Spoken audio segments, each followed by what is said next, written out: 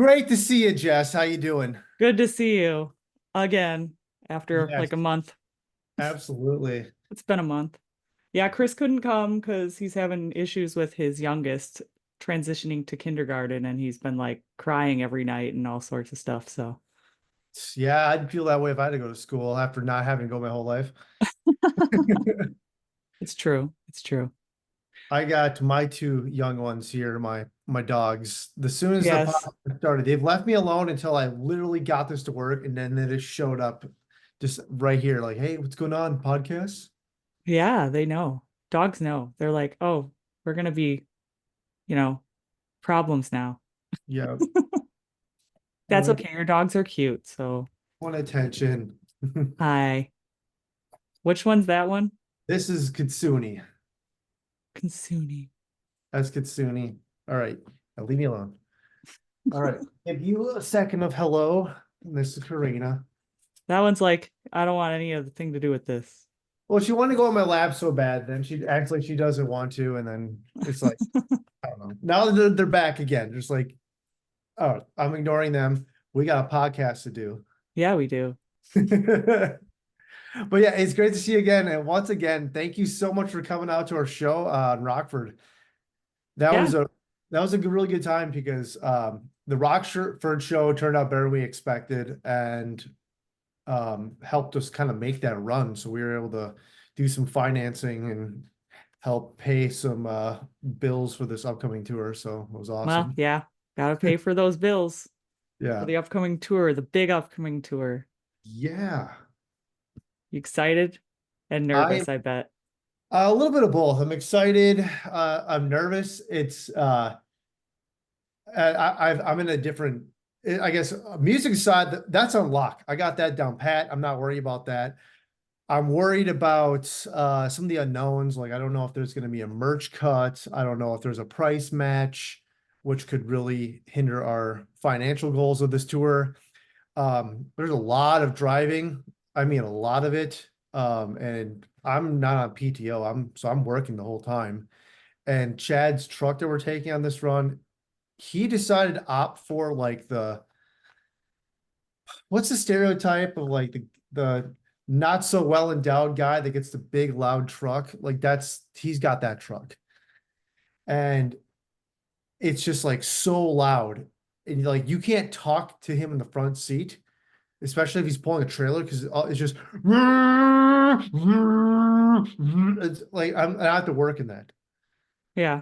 So if there's a meeting, we're gonna have to stop the car and not have to call into a meeting or make a phone call at the gas station, or and then it's going to be emails as much as I can while I'm on the road. So Yeah, I it's don't know how well Chad's gonna take you calling it the guy that's not well endowed. oh, he's heard worse than that. I was trying to clean it up for the podcast. I'd say I've said worse to his face. But yeah, that truck is debating my existence when it comes to trying to work and hear people talk and hear my own thoughts. Yeah, I bet. I've been around loud exhaust for a long time. So, I don't know what the appeal is. He's like, I just like it when I'm driving by myself. It just is comfort. I'm like, they just put an MP3 of that in, man. Like, I if that's don't what think you, it works that way. I don't know. It's I just don't know. My husband used to be into tuner cars back in okay. the day, so he had some loud exhaust on his Scion XB that was lowered and all sorts of stuff. So Scions, do they still make Scions? I don't think they make Scions anymore, no. And like So whatever's Scion, around is one that's still kicking. wow. I just remember they had those like square trucks. I had a bass player that was known for being kind of a crabby dude when I first started playing music, and he got it one of those Scion truck things, and we called it his toaster of hatred. Yeah, the XB, that's what my husband had. Oh yeah, okay. It was the He had a toaster, toaster of hatred. I like it. I like it. but he souped it up and stuff and had like chalkboard paint on it and stuff. So Oh, that's fun. it was a big scene back then, but we don't really do that scene anymore. Now we're a classic car scene. Oh yeah, so you just got like 60s and Got 70s. a we got a 59 Chevy Apache fleet side truck. So Oh, fun. yeah. I don't know if you know what that is, but I think I actually have. somewhere in my closet, I have like a whole bunch of these model cars that my grandpa bought thinking they're gonna be worth money someday, and I inherited them, and I don't think they're worth anything. But I think I do have an Apache, a Chevy Apache something in there. Well, it's probably a truck then, because I think that's the only thing they made Apache. So you never Yeah. know. You'll have to take a look I sometime. just don't know what edition it is or what exact year it is or whatever, It's but true. There I was was, different years. yeah. So I've been trying to sell those things forever, All right. Well, enough talk about cars and other things and who's not well endowed and whatnot. but Um, sorry, Chad. let's talk about this new song that's coming out. Oh yeah, so that's the other big thing that's going on. Aside from the tour, we have a song called Wolves coming out. I think I said the title. Yeah, yeah, screw it. I said the title. So this song was one of the three songs that we did with Andrew Bayless, producer, all around good guy, probably a prompt taxpayer as well.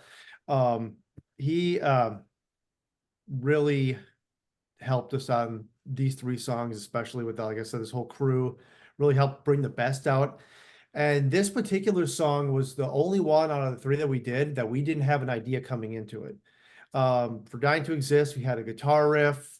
For the other song, which I can't name yet, we had a piano part and we had a chord progression for the chorus, basically, and for the verse. This one, it was completely from scratch. And so it was just like, hey, I need a song that's going to sound heavy, but chill, kind of sexy and dirty, but also very melodic. And we just kind of all put our heads together and we just got to work. And so this is also the third song of the three that we worked on. So we got used to each other. We got chemistry going. We had, we've been hanging out with each other all week at that point. And this one just really came together, especially from scratch. It was great. And this is one that I really felt more confident in terms of really owning a lot of the vocal melodies on it. Um, on the initial ones, I was like, yeah, I'm open to suggestions. Okay, I like this. What if I do this and then just change this? And this one, I'm like, I want to do this. What do you think about this? And what do you think about this part? And then working with the songwriters and everything, it was just boom, boom, boom, boom, boom, just and then came out with the song. And the video, holy crap. That's a whole other animal. So this video we did, this is gonna be I hate to say it's the best video, but because the Dying to Exist was so good. And maybe it's recency bias, but holy crap, this video blew me away. Being a part of it and just the whole process.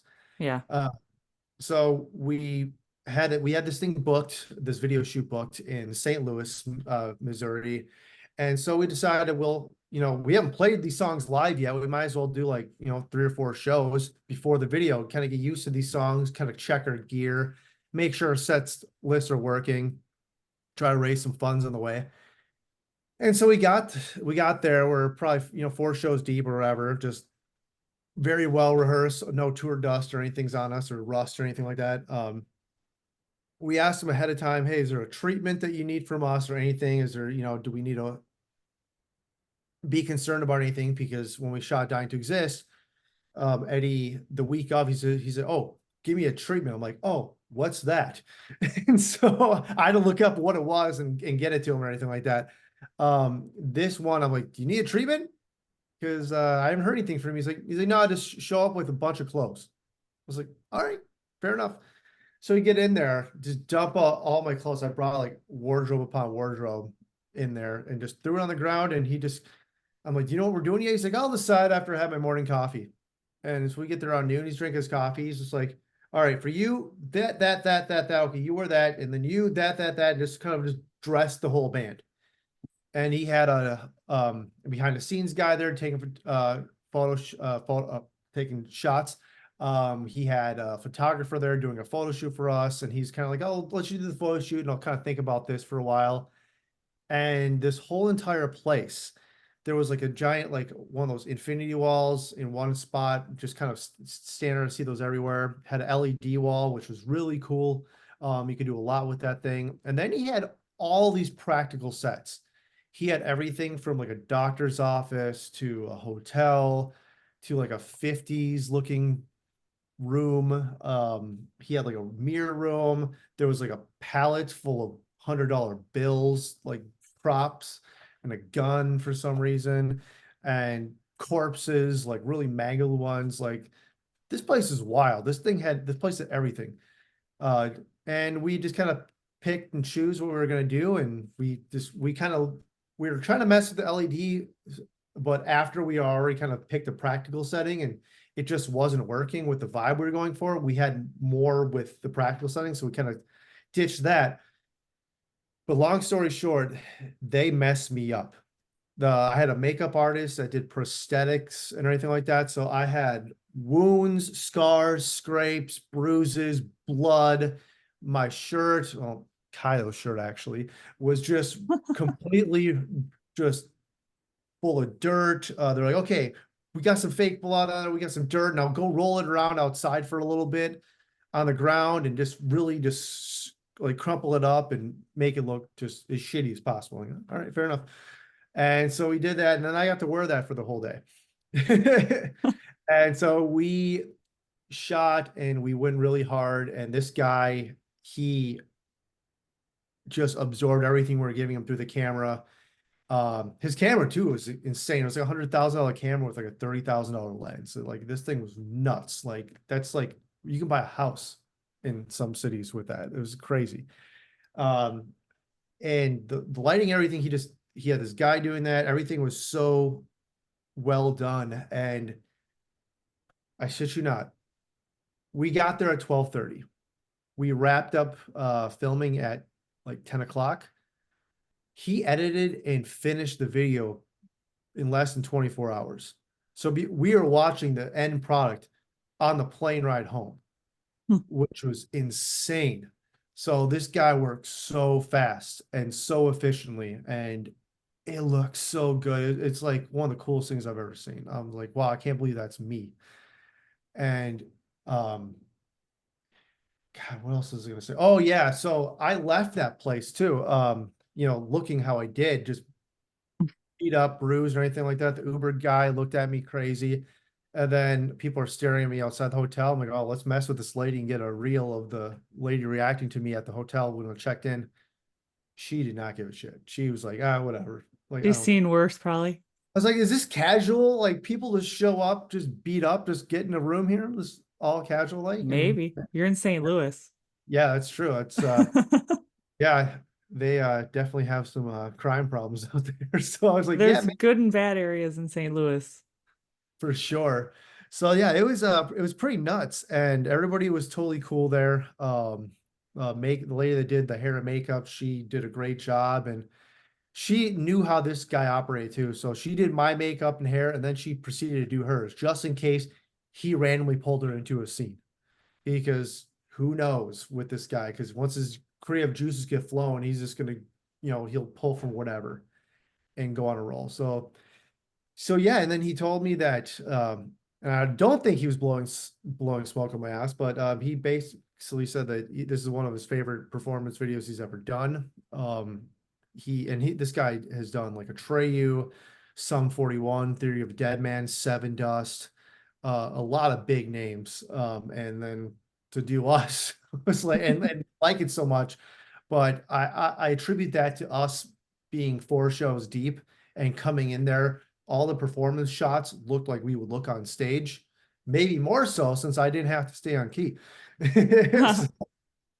um, and hats off to Chad too. So when we recorded Dying to Exist, we just got the song back like weeks before we went and recorded it. So, it takes a while to remember the drum parts that you put, especially if there's any changes to the drum parts that he didn't make. So he didn't have a lot of time to practice it. And so he just kind of played competently during the Dying to Exist video. Probably couldn't notice. Eddie did a great editing job on there. But this guy, he said, bring your wardrobe and make sure your drummer knows the song note for note. And at first, Chad's like, well, what's this problem with me? What's going on with that? I don't think I like this guy's attitude. And then he realized why he was saying that, because he was using a lot of the drummer. And if you see the video, like he emphasizes so many parts and he needed to be right there for this gentleman's workflow to edit that quick and to make it that impactful. And so then he saw that he's like, oh, okay, I'm sorry. I was being a dick. It's like yeah, but yeah, it was kind of funny that how that all worked out. But yeah, this song is gonna be really cool. It's a definitely it still gives you like the heaviness, the melodicness, the catchiness of Dying to Exist. It's just in a completely different vibe. Um, it was another song that I thought that did really well lyrically. It really tells a story, which coming from the rock world and kind of growing as a songwriter, I'm getting better at telling stories. Kind of starting the thing. It's like, I want it to be generally about heartbreak and, people can draw their own meaning to it. And then going from that to like, okay, we're setting the tone here, poetically, of course. We're not overdoing it. We're not underdoing it. It's just at that cup of porridge is just right, so to speak. And I attribute that a lot to the songwriter Danny P, which was one of our songwriters on this, who is a country writer. And he's, Nashville, he's a country artist himself. And I mentioned it before, going down to Nashville and recording these songs gave me a whole new respect for country music. I got to see it in action, kind of the storytelling vibes of the song and turning that into a rock song, which was incredible. So yeah, long story short, it was an amazing song to write, record, shoot the video for, and now release. Yeah. Well, I mean, you did give me a sneak preview, so I kind of know what it sounds like, and I know what the video is like, so Yeah, people are gonna love it. yeah, I hope so. And if I mean, it goes over pretty well because we've workshopped it live. We played it on this last little tour we did in August. Everywhere we went, people seem to like it, so that's a good sign. Yeah, I mean, I think I recorded it in Rockford, and I asked if I could post it, and you were like, "Not yet." Oh, okay. Yeah, that's probably a good idea not to do that yet. You couldn't hear a lot, actually. The Rockford show, your vocals were kind of drowned out by the drums on the video. That will So, happen, especially on the video, or if you're like right in front of the stage at yeah, I that was event. right in front. That's why. Yeah. Yeah. The vocals are coming out here. Yeah, I know. I was Basically, behind like where the drums are right speakers were. here. Yeah, I know. I have that problem sometimes. I like to get really close, but then I want to record something and then it never sounds good. Yeah, someday they'll figure that out with all their, maybe the They need to iPhone. have speakers up front more and then a few, like just smaller ones in the back for the people right up front. Yeah, they're not that generous in many of these places. They're just like, yeah, does it sound good from overall? And a lot of these systems, I mean, yes, they can go that high, but they're not meant to be that high. They're supposed to be, you know, broadcasting quality sound at a reasonable volume, essentially. But you can crank them, and then most places do crank them. Unless you go to like a cover bar, they're pretty good at dialing it back, because people want to talk and just hear it as background music. Right. Well, yeah, that's always a risk of going to live shows. I remember I went and saw Taking Back Sunday last summer, and I could barely hear the singer, but I was also right in the front row. Yeah. I'm pretty sure they had nice sound. I looked everywhere. I'm like, yeah, the system looks great here. And if I went backwards, like, oh yeah, they sound perfect. I have no issues. It's just, Well, the next time I see you guys live, I'll stand a little further back. well, no, we want you to be like right up there. So like, what if I need to stage dive really quick? Who's going to catch me? Definitely not me, because I'm not strong whatsoever. Well, maybe not by yourself, but you and like your friend, you know, Maybe. I'm that's, pretty weak. I'm pretty weak. well, I don't weigh that much. I'm just a weakling. But I mean, I went to a show in Madison more recently, Conquer Divide, and the vocals were decent there, but like you said, like the speakers were still set up like that. And I definitely would have been able to hear better a little further back.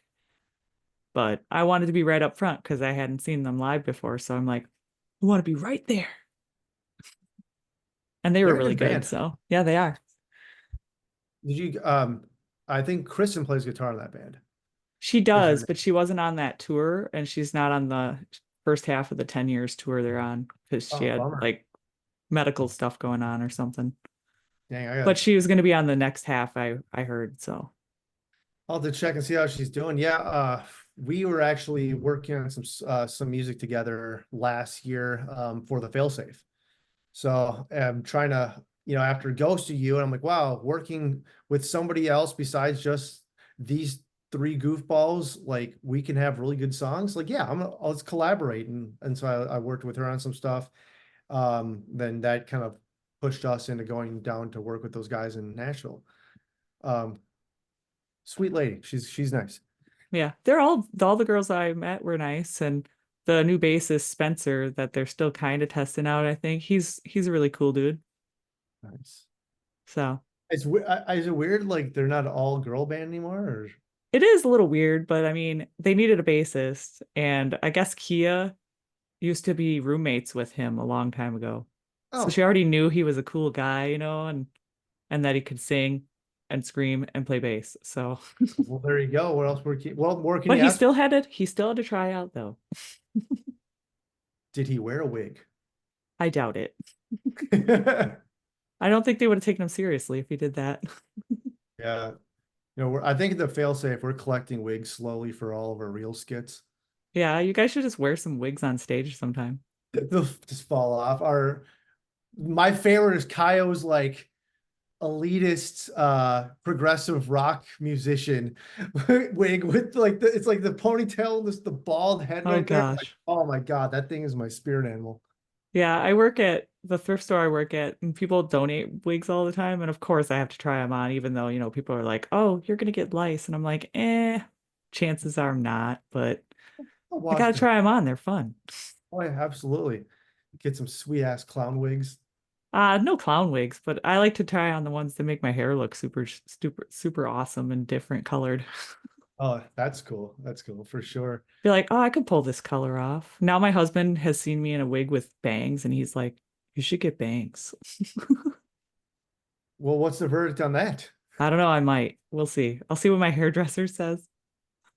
Yeah, Yeah. they know best because they'll be like, no, that's gonna be good or that's gonna be bad though. I mean, I've been told I have slightly big forehead, so I don't know if the bangs would look right. I had bangs freshman year in high school, and I also had braces, so those pictures are just, I don't ever want to see them again. Great bangs and braces back then. Yeah. What were That's a you good. like when you were a freshman in high school? I Oh my God, I was one of those kids that had the highlights and the puka shell necklaces. I was like five. I'm six something. I'm 6 foot now, but I was like 5'10" in high school and about 130 pounds. So my body was super skinny and my neck looked really long. So I had to wear multiple necklaces to like cover it up to hide my shame. And I still wear a bunch of bracelets just to like, I don't know. I do now just as part of my look for the band. In high school, I'd wear like big bracelets to cover my small wrists or anything like that. It's very Those insecure. puka shell necklaces. I definitely never got into those. That wasn't my thing. Yeah, I But I know think a lot of people who did. yeah, I had a number of those things. I don't know. That was just my thing.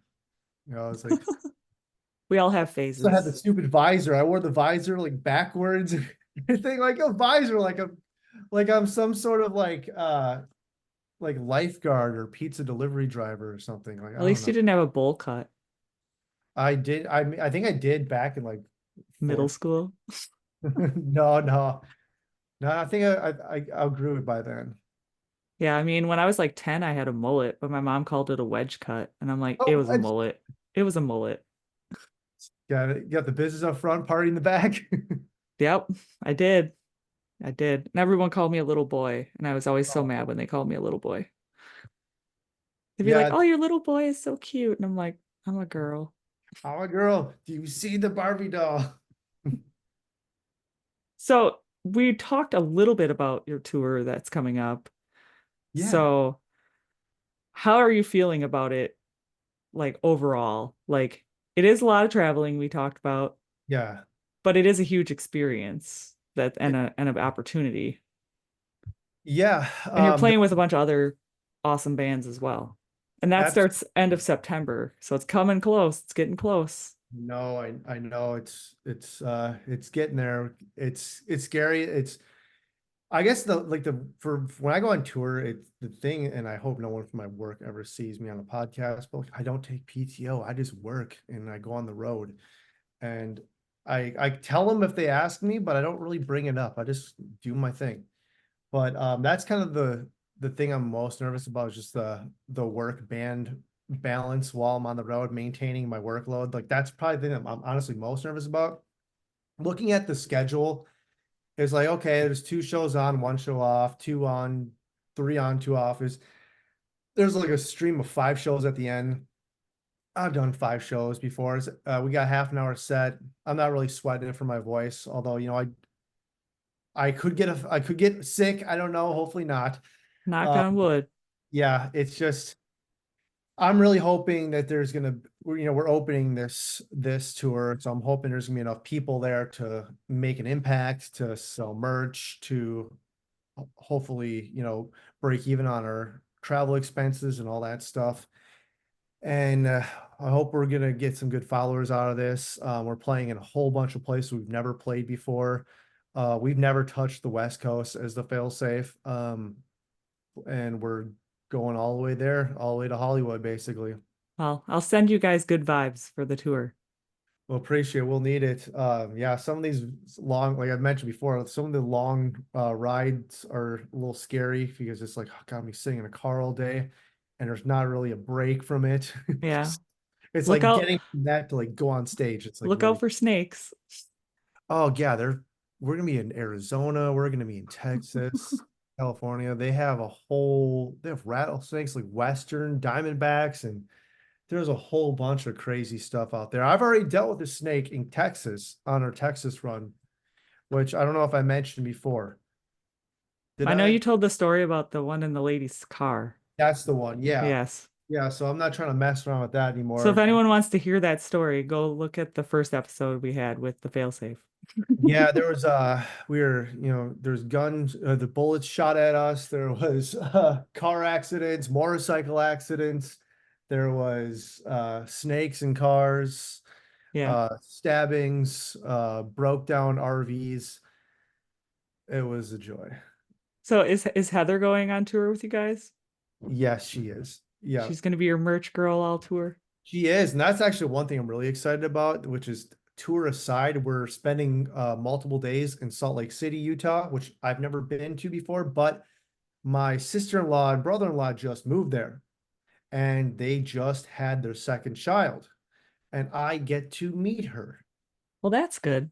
and I get to see my recently new nephew as well. And I bought him, he just had his second birthday and I bought him drums.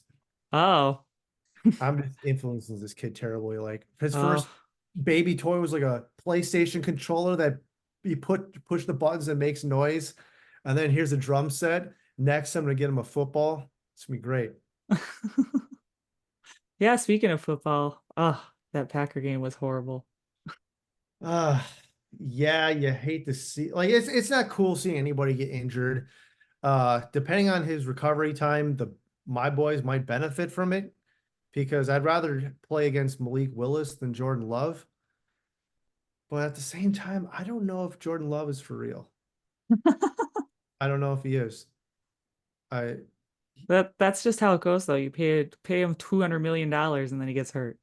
yeah, that's exactly how it goes. My fantasy team's doing rough with all the injuries. Like half Uh-oh. all my main starters I got are all injured. I'm like, oh great. I'm So glad I don't play fantasy, so I have one less stressor to worry about. yeah, it's this year I'm really not because I got the tour, I got other things to worry about. I'm not letting it get to me. But I still can't help like Devin. So he moved in with me. This is the first football season he's seen me watch a Vikings game at home on. And Heather's not home because she's watching the newborn niece of ours. So I got to be as loud and as angry as I wanted to be. And oh my God, did I yell at that screen? Did I swear? Did I clap? Did I, yeah, throw stuff? You Yeah, it was, scared him. Devin's like, holy shit, like what is this guy's problem? Like this is football season. It's what we do. He's not a big football fan. I don't think, I mean, he was from Fargo, so they don't even have a team out there really. Except Sue, if you want to, college, but I, I'll go into a tirade about why I don't get into college football, but that's for Yeah, a I'm different. not huge into college either. My brother gets into it all though, so Yeah, I'll say that for the next podcast. Remind me. yeah, we'll talk about college football that we don't really get into. Yeah, but yeah, so he got to see like the love of a team from, from birth. I picked this team and I root for them, and they dictate my feelings for 4 or 5 months of the year Yeah. for no reason at all. I just realized we were talking about the new song, and I don't think we talked about when it was coming out. Did they Yeah, choose a date yet? we did. It's going to be October 4th. Okay, October 4th. Yeah, I'll make and sure this episode comes out before then. I'd appreciate that. Yeah, the difference between this release too and the last and the previous one is the previous one we were trying to line up a record label. We were trying to, land a tour. We were trying to kind of just test the water. So a lot of our advertising campaigns, a lot of the radio, a lot of the stuff we did was all up front. So like the day it came out, it was just boom, here's it all, here's everything. And what we learned was we would have liked more longevity of the campaign because you spend your money on all this stuff, you're pushing it, then you run out. So instead of like we're putting it all at once, we're kind of parsing it out this time, Hmm. spreading it out. So we're hoping that's gonna be easier to measure for us to see, okay, what worked and what didn't work, because that was another big thing. We're like, oh, we tried this, did it work? I don't know. We got a response, but where did it come from? So this way we can kind of test out, hey, if we invest in this type of marketing campaign, will this make a difference, or that marketing campaign? Like, and we'll be able to measure this a little bit more intelligently Right. and be able to really hone it in for the next release. So also it's like there's a lot of money that goes into advertising for bands, and there's a lot of money that goes into tour costs and being on the road, and they're both kind of happening at once. So it's advantageous for us to kind of parse it out and Right. take the marketing in bite-sized amounts. Well, I'm super excited about the release, and I'm super excited to see how people take it and how much they love it. Because I love Oh, it. I love the song. well, thank you. Yeah, I'm glad you do, and hopefully everybody else does too. It's Put another banger. put a lot of blood, sweat, and tears in these songs, and it's crazy sometimes because you never know. Like we were doing Submit Hub for Dying to Exist, and one of the playlists we tried to get on that were rejected. And their comment was, "Yeah, the production quality on this isn't really up to par. You should try to work with a more experienced producer on your next release." I was like, "Oh, so the producer of Jelly Roll, Attack Attack, Bad Omens. No, he's not doing it for you in the production department. I guess I don't know who's on that playlist, but I'd be curious to see who was. Wow. Harsh words for that producer. Yeah, I was like, I wanted to screenshot it and send it to Bayless, and he would just be like, huh, and just He probably laugh. would have laughed it off.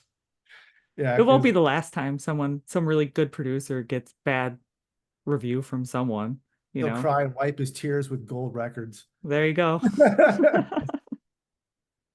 Well, is there anything else you want to say while we're here? Let me see. Hi mom, if you're watching, probably not because you don't use social media. Um, Let me see here. So we talked about the tour. We talked about the song. And the music video. The Anything music else you video. need to bring up while we're here? I think that is about it. Just for your listeners, if you're not familiar with the Failsafe, you can look us up on social media. We are the Failsafe is usually our tag, or just the Failsafe. You can get all of our links at www.wearethefailsafe.com. If you want to dig into our merch, we have it there. We have just about us. We have a press pack there. You can get completely familiarized with the Failsafe on there. And hopefully, if you check this tour schedule, we got a large number of dates coming up with Drowning Pool. A Killer's Confession, Above Snakes. We'd hope to see you out if you like what you hear. So with that said, I think that's all I got. Yeah. Well, I know you guys have great merch. So yes, people check them out, buy some merch, go to the tour. If it's Yes. in your area. It's not in my area, but it's definitely in a lot of people's area. Now we always play your area, so this time it's a completely new area for us. So Well, you don't always play. You need to play Milwaukee. yeah, usually Wisconsin's flyover town now. I Unfortunately, know. it's Way to well, go. we used to always it's hard for bands like us to get into a decent place that people are going to show up to hear original music in Wisconsin, particularly Eastern Wisconsin. Yeah. There's a couple places that are popping up. Studio 301, it's in Portage. They do a lot of touring original bands, and they're trying to build something there.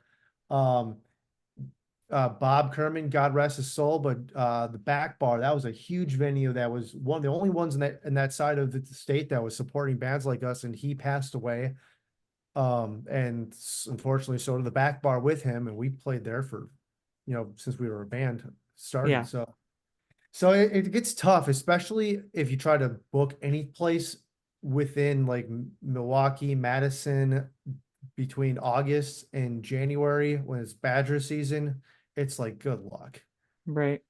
Good luck getting people to come out. It's at least, I mean, I could be wrong. I could be wrong, but that's just my experience doing it. And Well, you you know, definitely, if you're gonna book in Madison, do it when kids are still in college. Like when they're in college, not during the summer break, because a lot of them go home, and then you have a lot of college kids that want to go to a show. well, that's the tricky part because it's like they seem to rather go to the Badger events than the shows. Well, usually Badger college football is usually on the weekends, on Saturdays. So So get in on like a Thursday or something. a Friday, do a Friday night. Okay, well maybe we'll try that. You never Yeah, know. in my experience, and then just constantly like for up until more recently, I've done all my own booking. I've just gotten Right. bagged by booking agents in the area. They outside of Back Bar and 301, they just didn't want anything to do with the Failsafe. But maybe they'll change their tone now that we have some really cool songs out, some really cool videos And you're out. And going on a huge tour, and now they'll be yeah, like, oh yeah, we need to book them. They just went on tour with Drowning Pool. yeah, they can't big time anymore. You better let me play your goddamn coffee shop. All right. Well, it was great having you back on. I'm glad you reached out to want to talk about everything and have a good time on tour. And I'll see you guys when I see you guys again. Awesome. Peace.